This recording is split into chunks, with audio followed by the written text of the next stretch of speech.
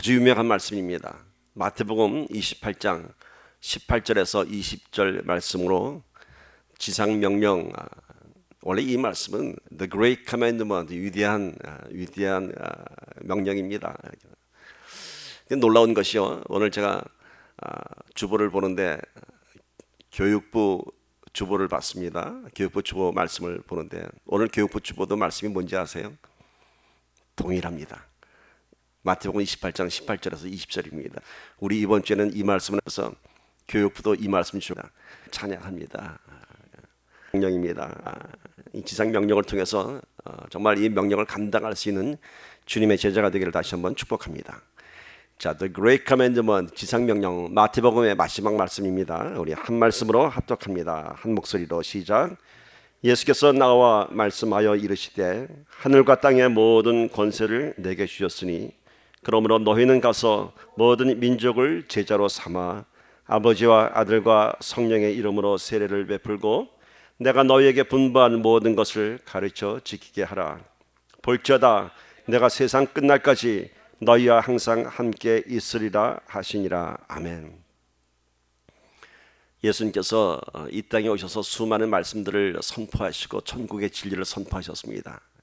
그리고 이 땅을 떠나시면서 제자들에게 하신 마지막 명령이 바로 오늘 이 말씀입니다. 그래서 이 말씀을 영어로는 The Great Commandment라고 하고 우리 한국말로는 지상명령이라고도 합니다. 지상명령, 좀 멋지지 않습니까? 저는 지상명령 하니까 갑자기 그런 단어가 떠올랐습니다. 지상 최대의 작전 아시겠습니까, 여러분?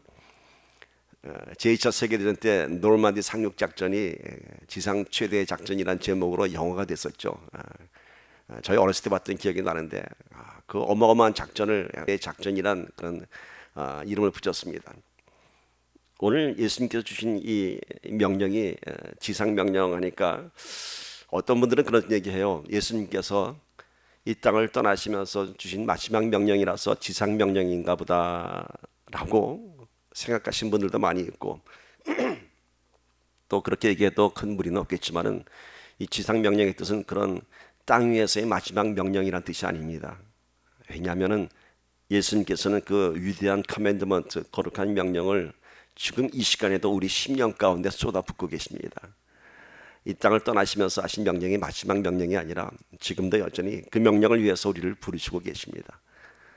이 지상 명령이란 뜻은요, 땅 지자가 아니라 이를지 높으라고 하는 그런 한문을 쓰고 있습니다. 그러니까 이 땅에서 주신 명령이 아니라 지상 명령, 최고의 명령, 최고의 거룩한 명령이란 뜻입니다. 자, 제자들에게 이렇게 참 위대한 명령, 위대한 작전을 주셨는데 무기를 주셨습니다. 뭘 갖고 싸우라고요? 하늘과 땅의 모든 권세를 주셨다고 합니다. 작전을 수행하는 데 있어서 인력이 필요하고 무기가 필요하고 작전이 필요하죠. 우리 예수님께서는 제자들을 부르시면서 하늘의 모든 권세, 땅의 모든 권세를 주셨다고 합니다. 그러니까 이제 뭐라고요? 사람만 부르면 됩니다. 사람만 부르면 됩니다. 오늘 저와 여러분이 그 사람 부르는 제자가 되기를 축복합니다. 하늘과 땅의 권세를 다 주셨다고 합니다. 그래서 모든 민족을 제자 삼으라라고 얘기합니다. 그러시면서 그들을 불러서 가르쳐 지키게 하라 얘기합니다. 가르치는 것에서 끝나는 것이 아니라 지키게 하라. 이게 참 중요한 명령입니다. 가르치는 건 얼마나 가르칠 수 있죠? 얼마든지 가르칠 수 있습니다. 가르치는 것에서 끝나면은 티칭에서 끝나면은 열매가 없습니다. 그것을 지키게 해야 합니다. 학교에서 아이들한테 홈워크 숙제 내주고 이런 것이 뭔가요? 바로 가르치는 것을 지키게 하는 것입니다. 학습하는 것입니다. 그래서 오늘 우리 제자들의 사명 가운데 가장 큰 것 하나가 전하는 것뿐만이 아니라 그들로 하여금 지키게 해야 하는 것입니다.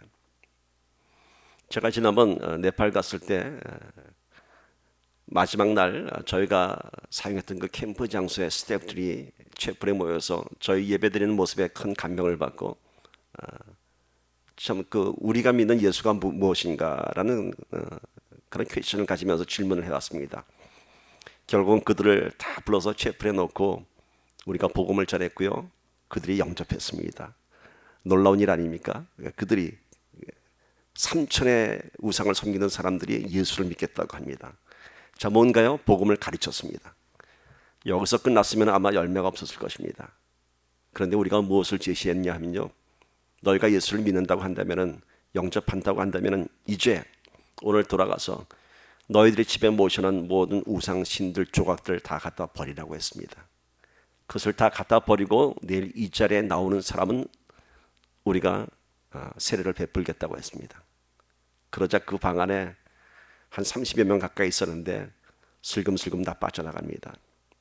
그들이 삼천의 우상을 믿는 사람들이 예수 하나 믿는 거 어려운 일 아닙니다. 뭐 복 준다는데 믿어서 손에 들 거 뭐였습니까? 예수 믿는다고 뭐 손해 볼 거 하나도 없죠. 그러니까 그들은 신 하나 믿는 거 어렵지 않습니다. 그런데 우리가 조건이 있습니다. 너희가 믿는 신들을 다 갖다 버리라고 했습니다. 그러자 그들이 주섬주섬 하면서 나가기 시작합니다. 그리고 8명이 남았습니다. 근데 그 8명들은 그 캠프장에서도 제일 높은 자리에 있는 사람들입니다. 계급도 가장 높은 사람들입니다. 그들은 수많은 신들을 접해봤지만은 지저스 크라이스트가 누구인가에 대한 깊은 관심을 가졌고 영접하기로 그들이 결단했습니다. 그래서 그들을 세례를 주고 오늘 이 말씀대로 가르쳐 지키겠습니다. 매주 그곳에서 예배를 드리고 있습니다. 여러분, 제자의 사명은 전하고 오는 것이 아니라 지키게 해야 하는 것입니다. 우리가 떠난 자리에 예수님께서 내가 너희와 함께하리라 말씀하셨습니다. 오늘 우리가 한 해를 시작하면서 이 Great Commandment, 지상명령을 수행하고 감당하는 주님의 귀한 제자가 되기를 축복합니다.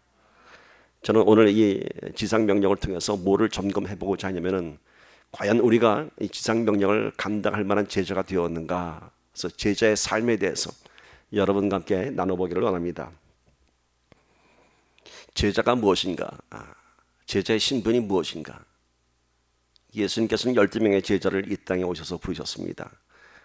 그리고 그들을 통해서 이 땅에 교회를 세우시고 이 위대한 지상명령을 선포하셨습니다. 제자라고 하는 것은 우선 쉽게 이렇게 설명할 수 있죠. 누군가에게 가르침을 받고 있는 자, 그렇죠? 제자는 위에 선생님이 있죠. 사부님이 계시죠. 누군가에게서 가르침을 받고 있는 자가 제자입니다. 오늘 우리들은 누구의 제자라고요? 예수님의 제자입니다. 누구의 가르침을 받는다고요? 예수님의 가르침을 받는 자입니다. 학생이 되려면 그 학교에 입학 허가서를 받아야 됩니다. 그래야 그 학교에 입학하고 그 학교의 교수의 제자가 되는 것입니다. 오늘 우리가 예수님의 제자가 된다고 하는 것은 전제 조건이 있죠. 뭐죠? 예수님을 나의 구세주로 영접하는 것입니다. 그러한 신앙 고백이 전제됐을 때 우리가 예수님의 제자가 될 수 있는 것입니다. 자, 예수를 나의 구세주로 영접하는 신앙 고백이 있어야 됩니다. 예수를 믿는다고 하는 것은 무엇을 의미합니까? 우리가 지난 2015년도에 거듭남의 원리에 대해서 제가 마지막 주에 말씀을 선포했습니다. 즉 예수의 제자가 된다고 하는 것은 예수를 내 구세주로 영접하는 그런 신앙 고백이 있어야 되는데 이 신앙 고백의 의미가 뭐라고 그랬죠? 새로이 탄생되는 것이죠. 거듭나는 것이죠. 그때 제가 좀 적나라한 표현을 했죠. 비유를 하기 위해서. 거듭난다고 하는 것은 우선 한 번의 출생이 있어야 되는 것이고 그래야 두 번째 출생이 있는 것이죠. 거듭남. 그래서 첫 번째 출생을 잘 알면은 거듭남의 원리를 알 수 있다고 했습니다. 그래서 첫 번째 출생을 우리 부모들의 만남을 통해서 유전자의 결합을 통해서 더 구체적으로 얘기하면 난자와 정자가 만나면서 배란이 되면서 한 생명체가 탄생되었습니다. 그러나 그 난자의 정자가 수정되지 않으면은 둘 다 생명이 탄생되지 않고 없어진다고 그랬죠. 마찬가지로 두 번째 거듭남의 원리는 우리는 이 땅에 육신의 옷을 입고 첫 번째 출생을 경험했습니다. 부모의 몸을 통해서 태어났습니다. 그리고 일생을 살아가는 동안 누구를 만나야 된다고요? 난자가 정자를 만나서 배란이 되는 것처럼 우리가 예수를 만날 때 새로운 생명이 우리 안에서 창조되는 것입니다. 그런데 그 생명은 뭐라고요? 영원한 생명입니다. 영원한 생명. 그래서 우리가 예수님의 제자가 된다고 하는 것은 우리가 거듭나야 하는 것입니다. 누구를 통해서? 예수님을 만나는 사건이 있어야 됩니다. 우리 일생을 통해서 예수를 만나는 사건이 있을 때 비로소 우리는 거듭나며 영원한 생명을 소유하며 예수님의 제자가 되는 것입니다. 자, 말씀 봅시다. 고린도후서 5장 17절하고 에베소서 4장 24절 함께 봅니다. 그런즉 누구든지 그리스도 안에 있으면 새로운 피조물이라 이전 것은 지나갔으니 보라 새 것이 되었도다.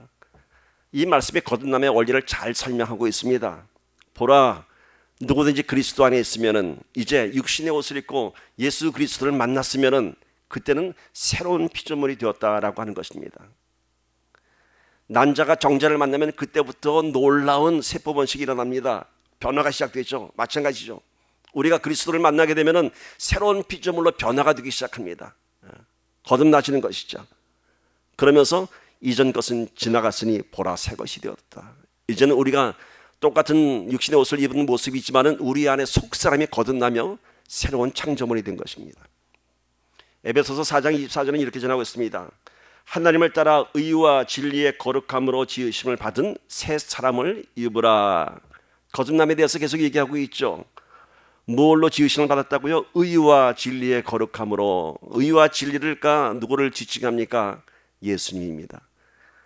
예수님이 이 땅에 공의로 오신 분이시고요. 예수님은 나는 길이요 진리요 생명이니 나로 말미암지 않고는 아버지께로 올 자가 없느니라 스스로 진리가 되신 것을 밝히셨습니다. 그러니까 우리는 의와 진리의 거룩함으로 지으심을 받은 새 사람의 뜻은 예수님을 구세주로 영접하면서 새 사람이 된 우리들을 언급하는 것입니다. 자, 그러면 우리가 제자가 된다고 하는 것은 이렇게 내 인생에 예수님을 영접하며 예수를 만나는 사건을 통해서 새로운 피조물로 탄생되며 새로운 거듭남이 있는 것입니다. 그러면은 새로운 것이 되었습니다. 새로운 피조물이 되었습니다. 새 사람이 되었습니다. 그런데 정말 우리는 새 사람이 되었나요? 거듭난 사람으로서 살아가고 있는가요? 분명히 말씀은 새로운 피조물, 새 것이 되었으면 그러한 삶을 살아가야 되는데 우리를 깊이 바라보면은 성도라고 하면서 예수를 믿는다고 하면서 여전히 세상 속에서 또 우리의 신앙 속에서 방황하고 갈등하고 있는 우리를 경험하게 됩니다. 새로운 사람이 되었음에도 불구하고 여전히 세상 가운데서 유혹에 쫓기고 죄의 습성에 아직까지도 헤어나지 못하고 있는 우리의 연약한 모습을 보게 됩니다. 어느 장로님이 그런 말씀하시더라고요. 미국 와서 산 지 30년이 됐는데 가만 자신을 보니까 30년 지났는데 그렇게 영어를 아직도 잘하는 것도 아니고 30년이 지나서 이제 미국 시민권도 받고 미국 시민이 되어서 살아가고 있는데 어디 가도 늘 이방인 같은 생각이 든다고 합니다. 미국 사람 만나서 영어를 얘기해도 뭔가 좀 불편하고 미국이란 이 시스템을 살아가는 데 있어서 뭔가 아직도 많이 불편하다고 합니다.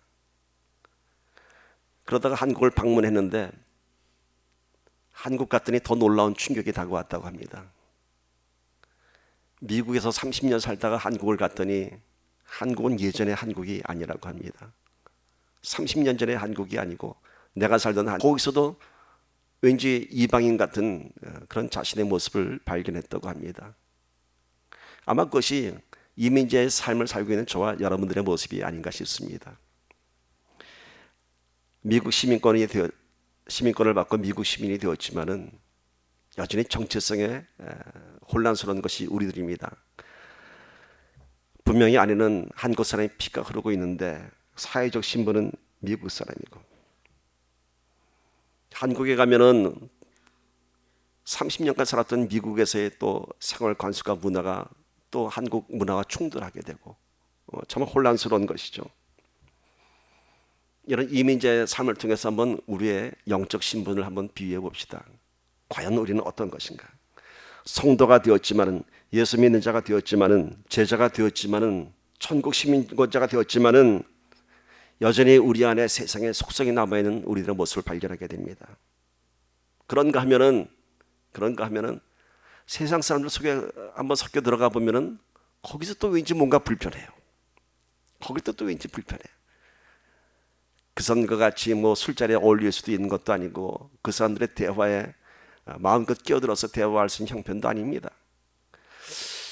자, 예배 드릴 때 보면은 하늘 옆에 나는 아직도 온전하지 못한 사람인 것 같고, 세상에 나가서 만나보니까 또 그렇다고 또 거기 가서 세상 사람하고 똑같이 굴러다니기도 힘들고 아주 힘듭니다.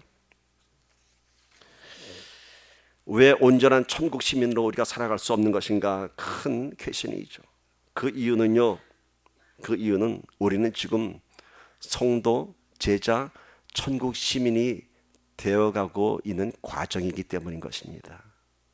구원받았지만은, 예수를 영접했지만은 우리는 지금 성도가 되어가고 있고요, 제자가 되어가고 있고 천국 시민이 되어가고 있는 것입니다. 미국에 오래 살면 점점 미국에 익숙해지는 것처럼 오늘 우리는 점점 더 거룩한 삶에 익숙해져 가는 것입니다. 그때 비로소 우리는 점점 성숙한 제자의 삶을 살 수 있고요, 오늘 이 그레이트 커맨드먼트, 이 거룩한 사명을 감당할 수 있는 우리가 되어가고 있는 것입니다. 그래서 저는 오늘 저와 여러분이 이 거룩한 명령에 나는 아니야 라고 하는 것이 아니라 우리가 저 명령을 수행하며 감당하는 제자가 되어 가야 하는 것입니다. 절대로 혼란스러워하지 마십시오. 되어가고 있는 것입니다. TV에 보면 한국 TV에 정글의 법칙이라는 프로그램이 있습니다. 가끔 보는데 거기 가면 열대 밀림에서 출연자들이 이렇게 과일을 따먹습니다. 아무것도 음식이 공급되지 않고 자급자족을 해야 되는데 그 밀림에서 정글 안에서 바나나를 발견합니다. 너무 기뻐합니다. 먹을 것을 발견했다고. 바나나를 땁니다. 껍질을 벗기하고 다 먹는데 표정이 완전 못 씹은 표정이 됩니다. 바나나를 먹으면 달고 맛있어야 되는데 얼굴 표정이 일그러져서 다 뱉어냅니다. 왠지 아세요? 바나나는 우리가 먹는 바나나하고 전혀 다른 거라고 합니다. 전혀 다른 거라고 합니다. 입에 들어가는 순간 그 맛이 씹을 수 없는 맛이라고 합니다. 바나나뿐만이 아니라 그 맛있는 뭐 망고라든지 맛있는 열대 과일들이, 익지 않은 열대 과일들은 도저히 먹을 수 없다고 합니다. 제가 그걸 보면서 그런 생각을 했습니다. 아직 익지 않은 열매는 먹을 수 없습니다. 마찬가지로 아직 익지 않은, 신앙에 성숙되어 있지 않은 우리들은 하나님 앞에 거룩한 도구가 될 수 없습니다. 어떻게 될까요? 하나님께서는 우리가 익을 때까지 기다리고 계시는 것입니다. 우리가 익을 때까지. 그런데 하나님은 익을 때까지 기다리시는데 그냥 막연히 기다리시는 것이 아닙니다. 우리를 훈련시키시고 연단을 통해서 우리를 가꾸어 가십니다. 과일이 익는다고 하는 것은 우리가 생각하기엔 가만히 익는 것 같지만 과일 나름대로 무지무지한 진통을 겪는 겁니다. 뜨거운 더위에서 노출되어야 되고요, 가물수록 과일은 달아집니다. 마찬가지입니다. 우리 신앙생활도 아프고 목마르고 갈증이 날수록 우린 점점 더 익어가는 것입니다. 이렇게 훈련과 연단을 통해서 비로소 우리는 하나님의 사명자, 제자가 되는 것입니다. 이렇게 익을 때까지 기다려서 하나님께서는 우리에게 무슨 사명을 주십니까? 이제 거룩한 사명을 감당해야 되는데 성경은 이 거룩한 사명에 대해서 아주 구체적으로 설명하고 있습니다. 우리를 잊게 하는 이유는, 우리가 잘 성숙될 때까지 기다리시는 이유는 우리를 사용하시기 위한 것입니다. 에베소서 2장 10절 보십시다. 함께 읽읍시다. 시작. 우리는 그가 만드신 바라 그리스도 예수 안에서 선한 일을 위하여 지으심을 받은 자니. 자, 무슨 일을 위해서? 선한 일을 위해서 지으심을 받았습니다. 예수님의 제자가 되는 것은, 하나님께서 우리를 기다리시는 것은 선한 일을 위해서 우리를 사용하시기 위해서 우리를 부르시고 우리를 기다려 주시는 것입니다. 이 선한 일은 세상에서 얘기하는 도덕적인 그 선한 것이 아닙니다. The good 뭔가요? 복음입니다. The good news.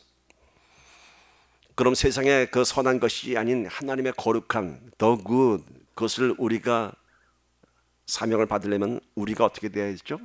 우리의 그릇이 the good, 깨끗하고 거룩한 그릇이 되어야 합니다.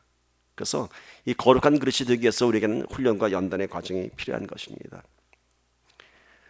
이스라엘이 출애굽을 하고 가나안 땅에 젖과 꿀이 흐르는 약속의 땅 가나안 땅 가기까지는 40년의 광야의 시간이 필요했습니다. 이 시간이 왜 필요했을까요?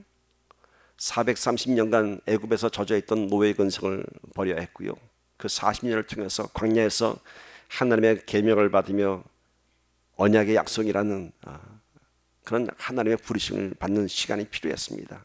그리고 나서 40년이 지나고 나서 비로소 가나안 땅을 들어갈 수 있었습니다. 물론 가나안 땅을 들어가고 나서도 많은 훈련이 있었죠. 이것이 우리의 인생입니다. 그 단계마다 필요한 광야가 있고요, 훈련이 있는 것입니다. 오늘 우리가 제자가 되는 과정은 우리가 과일이 익어가는 그 과정처럼 우리의 신앙이 익어가는 과정은 결코 쉬운 것은 아닙니다. 때로는 이해할 수 없는 일들이 있고요, 때로는 하나님 왜 이러십니까? 라고 불평도 할 수 있습니다. 그러나 그 결론은 무엇을 위한 것이라고요? 선한 일을 위한 것입니다. 선한 일을 위해서 우리를 지어가고 있는 것이고 우리를 훈련시키고 있는 것입니다. 영성학자 토미 테너가 쓴 하나님의 유턴이라는 책에 보면은 아주 참 의미심장한 비유가 있습니다. 바로 이 하나님께서 우리 신앙을 훈련시키고 연단시키시고 또 우리를 사용하시는 그 과정을 아주 참 의미 있게 비유했습니다. 살구나무가 땅에서 자라고 있었습니다. 이 살구나무는 소원이 하나 있었습니다. 난 주인의 마음을 기쁘게 하는 살구나무가 되어야지. 아름다운 과실을 풍성히 맺어서 내 주인이 기뻐하는 살구나무가 되어야지. 이런 소망이 있었습니다. 살구나무는 잘 자랐습니다. 뿌리가 잘 내리고 나무 기둥이 굵어지고 가지가 무성해졌습니다. 어느 날 주인이 오더니 이 살구나무에 가지를 치기 시작합니다. 하나 둘 가지를 잘라냅니다. 살구나무는 이해할 수 없었습니다. 아니, 내가 이렇게 건강하게 잘 자랐는데 여기서 다 풍성한 과일씨들이 살구가 맺어질 텐데 주인은 왜 내 가지를 자를까? 이해할 수 없었습니다. 그러나 이 살구나무는 곧 선한 생각을 했습니다. 주인이 나를 위해서 가지치기를 하는구나. 더 큰 과실을 맺기 위해서 가지치기를 하는구나. 그 아픔을 참아냈습니다. 그런데 웬일인가요? 가지치기는 적당히 가지를 쳐내야 되는데 모든 가지를 다 쳐내버렸습니다. 왜 내 가지를 다 잘랐을까? 그런데 가지만 잘라낸 것이 아니었습니다. 조금 있더니 주인은 더 큰 도끼를 갖고 오더니 자기의 몸뚱아리를 뿌리 밑둥에서부터 잘라내기 시작합니다. 나무를 뿌리 밑둥에서부터 자른다고 하는 것은 죽음입니다. 그래도 살구나무는 참 선한 생각을 했습니다. 왜 나를 뿌리까지 자를까? 왜 나를 죽일까 하다가 얼른 생각 들었습니다. 접붙이기를 하려고 그러는구나. 이 살구나무는 농사도 잘하는 살구나무였던 것 같습니다. 나를 잘라서 더 좋은 나무에 접붙여서 더 좋은 가시를 맺기 위한 것이었구나. 그 아픔을 참아냈습니다. 그런데 접붙이기도 아니었습니다. 뿌리를 다 잘라내고서는 이번엔 껍질을 뺏기기 시작합니다. 껍질을 다 뺏기면 그건 그야말로 마른 나무가 되는 것입니다. 왜 그럴까? 그러나 살구나무는 더 선한 생각을 했습니다. 알았어. 주인이 나를 지팡이로 만들려고 그러는구나. 예상은 맞았습니다. 주인은 그 나무를 껍질을 다 벗겨내고 소금물에 담갔다 말리고 소금물에 담갔다 말리고 했습니다. 자신은 지팡이가 되었습니다. 그 굵었던 가지가. 그래도 실망하지 않았습니다. 그래도 내가 주인 곁에서 지팡이가 될 수 있다면 그것도 내 기쁨이야. 만족했습니다. 그런데 어느 날 밤 주인은 자기를 손에 들고 가더니 어느 낯선 사람들 12명과 함께 심각한 얘기를 하더니 어느 방에 자기를 집어 던지고 말았습니다. 깜깜한 방이었습니다. 살구나무는 절망했습니다. 드디어 나는 땔감이 됐구나. 드디어 땔감이 됐구나.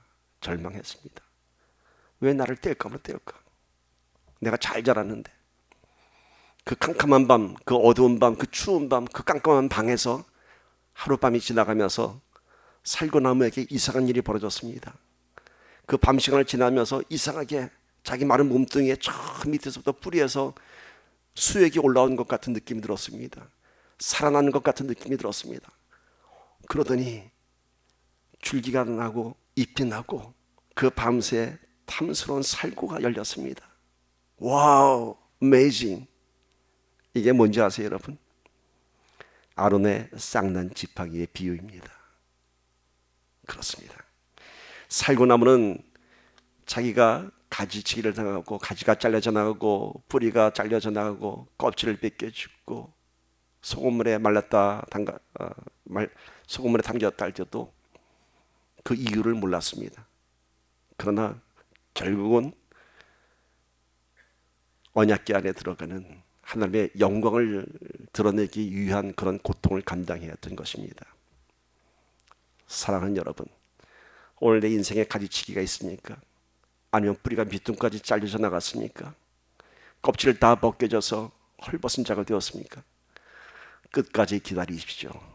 하나님의 영광을 드러내는 거룩한 도구가 될 줄 믿습니다. 예수님의 제자가 되는 것은 바로 이런 것입니다.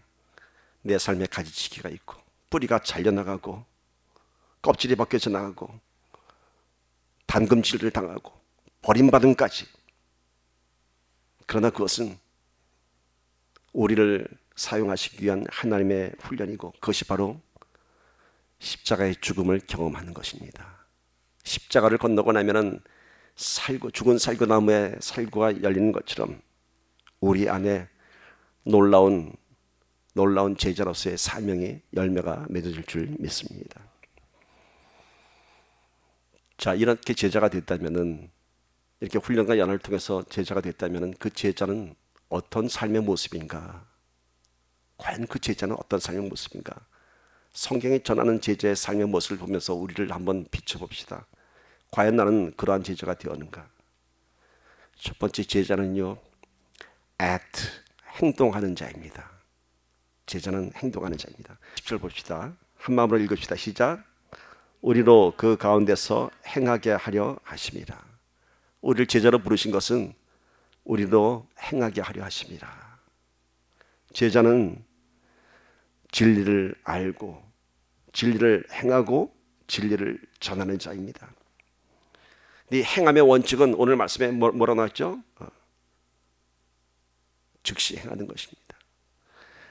행함은 미루는 것이 아니라 즉시 하는 것이고, 언제까지 한다고요? 끝까지.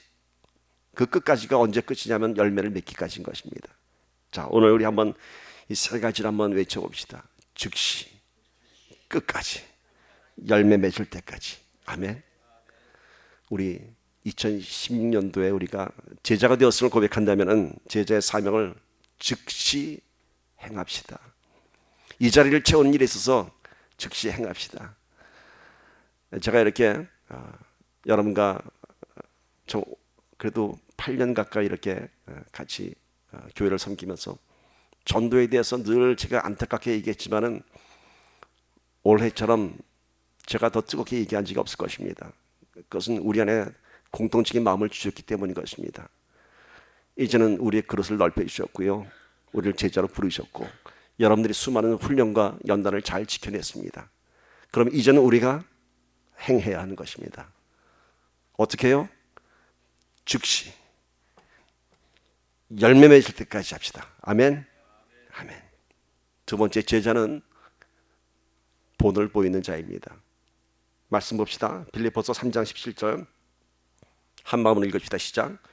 형제들아, 너희는 함께 나를 본받으라. 그리고 너희가 우리를 본받은 것처럼 그와 같이 행하는 자들을 눈여겨보라.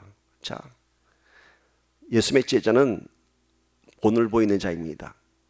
본을 보이는 자입니다. 제자의 삶이 어떤 것인지, 제자는 이렇게 살아가야 하는 것이다 하는 삶을 본보여야 하는 것입니다. 전도하는 것, 입술로 하는 것 아닙니다. 내가 전도자의 삶을 살아갈 때에 그것이 영향력을 미치는 것입니다. 똑같이 살면서 전도 안 됩니다, 여러분. 제자의 삶을 살아갈 때, 그때 우리가 본을 보일 때 그것을 통해서 전도의 열매를 맺을 수 있는 것입니다.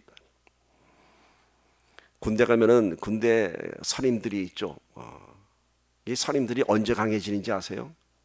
자기 밑에 후임들이 들어오면 그때부터 강해집니다. 밑에 후임들이 없을 때는 여전히 막내입니다.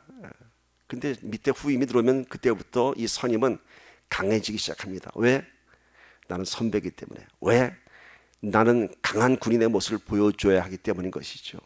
그래서 유격장 가서 참 죽을 훈련을 받을 때라도 후임이 있는 선임들은요 훈련을 잘 감당합니다. 두려워하지 않고 점프하고요 막 뛰어내립니다. 해병대 훈련은 아주 무섭더라고요.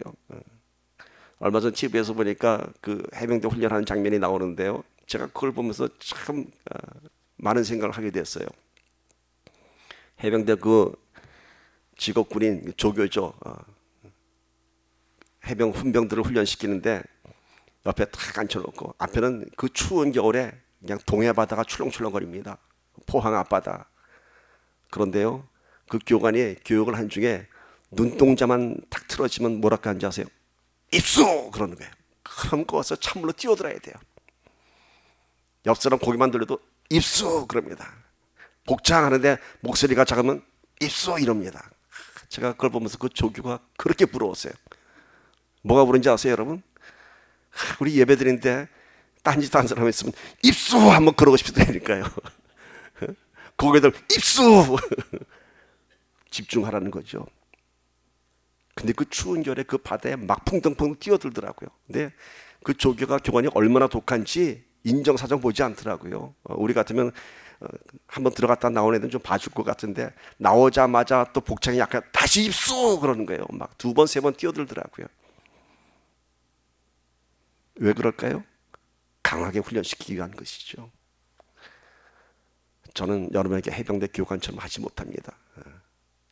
그러나 여러분, 제가 그러지 못한다고 같이 놀지 마시고 여러분 주님께 집중하기를 축복합니다. 꼭 바닷물에 뛰어들어야 정신 차리겠습니까, 여러분? 아니죠. 그렇게 강하게 만들어지는 것입니다. 누군가 내가 본을 보여야 할 후임이 들어오면 강해지는 것처럼 오늘 우리가 이제는 이 자리에 올 주님의 성도들을 위해서 우리가 강하고 담대하고 그리고 본보기를 보이는 제자가 되기를 축복합니다. 본보기가 돼야 되고 영적인 멘토가 돼야 되는데 이게 시험의 대상이 되면 안 되지 않습니까? 잘 전도해왔는데 나 때문에 시험 들거나 나 때문에 상처받으면 안 되지 않습니까? 많은 경우가 그렇습니다. 되게 전도해온 사람들 때문에 시험 받는 경우가 많이 있죠. 자기 선임 때문에 선배 때문에 시험 받는 사람들 많이 있습니다. 아니요, 이제는 우리 때문에 시험 받는 자가 아니라 우리가 시험 받는 자들을 우리가 잘 인도하며 상처를 치유해 주는 그러한 주님의 제자가 되기를 축복합니다. 세 번째 제자는요, 스승의 가르침을 믿고 따르며 스승에게 생명을 다해 순종하는 자입니다. 제자는 뭐 한다고요? 순종하는 자입니다. 지난주에 하나님의 코드에서 다윗의 영성에서 나왔던 한 영성이죠. 순종인 것입니다. 그런데 이 순종은요, 이 거룩한 순종은 우리의 의지로 되는 것 절대로 아닙니다. 입수할 때 뛰어든 것은 상관이 무서워서 뛰어들었겠죠. 해병대 군기가 무서워서. 근데 우리가 오늘 신앙생활에서 순종하는 것은 그렇게 우리의 의지로 하는 것이 아닙니다. 이것은 우리가 예수님 안에서 거듭나지 않으면 순종할 수 없습니다. 참된 예수님의 제자가 될 때 비로소 기쁨으로 순종할 수 있는 것입니다. 이제는 우리가 예수님의 참된 제자가 된다고 하는 것은 예수님의 명령을 받는 자입니다. 예수님부터 가르침을 받고 믿고 따르고 행하는 자며 순종하는 자입니다. 쉽게 얘기하면은 지금까지는 우리가 죄에 묶여 사탄의 종로로서 했다면은 이제는 우리를 영원한 생명의 길로 인도하시는 예수님의 종이 된 것입니다. 누구요? 예수님의 종입니다. 로마서 1장 1절 봅시다. 예수 그리스도의 종 바울은 사도로 부르심을 받아 하나님의 복음을 위하여 택정함을 입었으니, 바울은 자기 자신을 이렇게 얘기합니다. 예수 그리스도의 종이라고 합니다. 아주 깊은 의미입니다. 사단의 종이 아니라, 세상에 묶인 자가 아니라 이제는 예수님의 종입니다. 이것이 얼마나 프라우드한지 아세요, 여러분? 종이란 단어가 여러분 좀 마음에 무겁습니까? 아니요. 같은 종이라도 내 주인이 누군가에 따라서 달라지는 것입니다. 내가 예수님의 종, 와우, so proud, so proud. 내가 예수님의 종인 것을. 종이 누군가요? 예수님의 종이라면 그 종다운 삶을 살아야 되는데 그 종은 자기의 삶이 없습니다. 종은 주인께 순종하는 것입니다. 내 삶이 없습니다. 어떤 하인이, 어떤 종이 주인이 일을 시켰더니 주인한테 가서 제가 지금 바빠서 안 되겠는데요? 이게 말이 되겠습니까? 주인이 오늘 가서 땅 밭을 갈고 와라 했더니 종이 주인한테 와서 한 말이 오늘 제가 사실 약속이 있어서 오늘 못 하겠는데요. 이게 말이 안 되죠. 그런데 우리는 어떻습니까? 거룩한 명령을 받았으면서도 오늘은 제가 좀 바쁜데요. 오늘은 제가 좀 바쁜데요. 내일 하면 안 될까요? 이건 너무 쉽게 하지 않습니까, 여러분? 말도 안 되는 일들을 우리는 너무 자연스럽게 하고 있습니다. 종은 순종해야 하는 것입니다. 자기의 삶이 없습니다. 주인의 명령에 순종해야 하는 것입니다. 또한 종은 자기의 소유가 없습니다. 다 주인 것입니다. 주인이 먹여주는 것입니다. 주인이 다 책임집니다. 이것이 얼마나 자유스러운지 아세요, 여러분? 내 소유가 없다고 나는 내 인생 불쌍한 것이 아니라 내 소유가 누구의 것이 됐다고요? 예수님의 것이 됐습니다. 그러면은 이제는 내 인생을 내가 책임지는 것이 아니라 예수님께서 나를 책임지십니다. 이것이 놀라운 축복인 것입니다. 여러분, 어느 종이 우리 주인이 참 장사가 안 되는데 어떡하지? 라고 심각하게 걱정하는 종이 있을까요? 자기 월급만 나오면 되죠. 그렇죠. 오늘 우리는 하나님의 일에 대해서 우리가 걱정할 것이 아닙니다. 우리는 순종만 하면은 하나님께서 이루어 가십니다. 순종만 하면. 그래서 이 제자의 사명을 방해하는 사단의 전략 가운데 하나가 바로 우리의 생각입니다. 또 우리의 개인적인 일들입니다.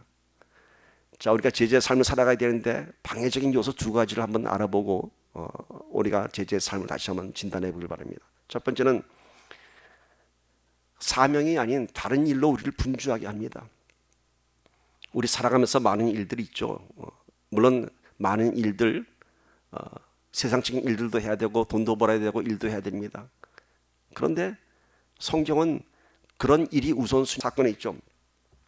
마가복음 8장 32절 33절입니다. 베드로가 예수를 붙들고 항변하매 예수께서 돌이키사 제자들을 보시며 베드로를 꾸짖어 이르시되 사단아 내 뒤로 물러가라. 내가 하나님의 일을 생각하지 아니하고 도리어 사람 일을 생각하는도다 하시고, 자, 여기서 우리가 뭘로 봐야 되냐면 베드로가 예수를 붙들고 항변했어요. 뭘 항변했냐고요? 예수님이 난 십자가에 죽고 부활해야 한다니까. 아닙니다. 십자가에 매달리지 마십시오. 이겁니다. 이게 누구의 생각이라고요? 베드로의 생각입니다. 자기 생각이 강해지니까 베드로가 예수님께 대듭니다. 항변합니다.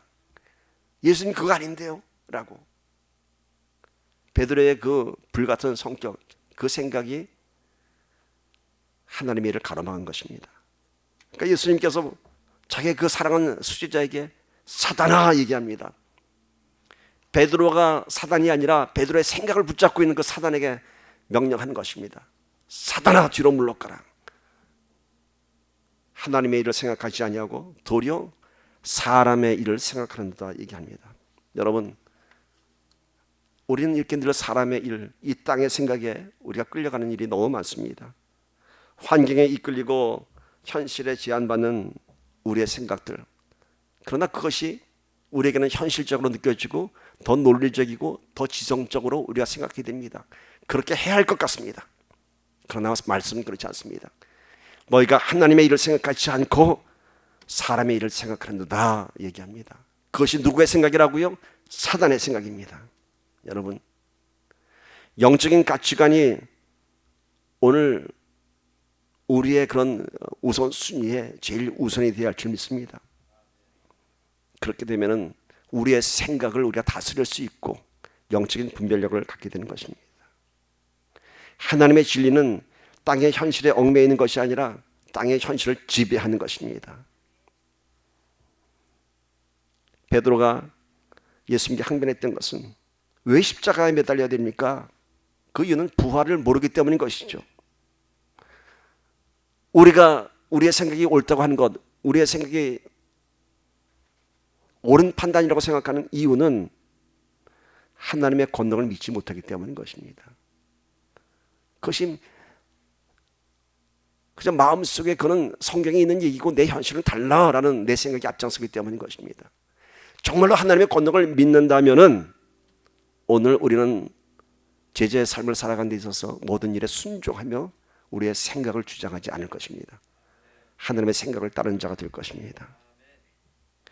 내 생각, 내 경험, 또 일반적인 상식, 일반적인 사람들의 삶의 모습에 집착하게 되면은, 거기에 끌려가게 되면은 우리는 성령의 인도를 받지 못하게 됩니다. 오늘 우리가 경험해야 될 것은 이런 일반적인 세상적인 관습이 아니라 영적인 경험, 성령의 역사를 체험해야 하는 것입니다. 그때 비로소 우리는 사람의 생각을 덮고 성령이 붙잡힌 자가 되어야 할 줄 믿습니다. 말씀 우리 정리하며 다시 한번 2016년 The Great Commandment를 감당하는 제자가 되기를 축복합니다. 제자의 신분은 무엇인가? 한번 우리 눈 감고 한번 생각해 봅시다. 오늘 주신 말씀 가운데 첫 번째는 예수님 안에서 거듭나야 하는 것입니다. 그리고 살구나무가 가지치기를 당하면서 끝까지 빨가벗겨졌던 것처럼 그런 훈련의 과정 가운데서 끝까지 주님을 신뢰하는 것입니다. 십자가의 죽음을 경험하며 거기서 우리의 영적인 부활을 경험해야 하는 것입니다. 그렇게 거듭난 우리들을 위해서 하나님께서는 선한 사명을 주셨습니다. 땅끝까지 이르러 내 증인이되라 말씀하셨습니다. 그 제자의 삶의 모습이 뭔가요? 행하는 자며 본을 보이는 자며 순종하는 자입니다. 오늘 우리가 이 사명을 받고 나갈 때 우리를 방해하는 사단의 전략을 알고 우리가 이겨야 할 줄 믿습니다. 세상의 일로 분주하게 하는 사단, 을 방하는 사단의 전략을 하나님의 권능으로 선포하십시오. 함께 기도합시다.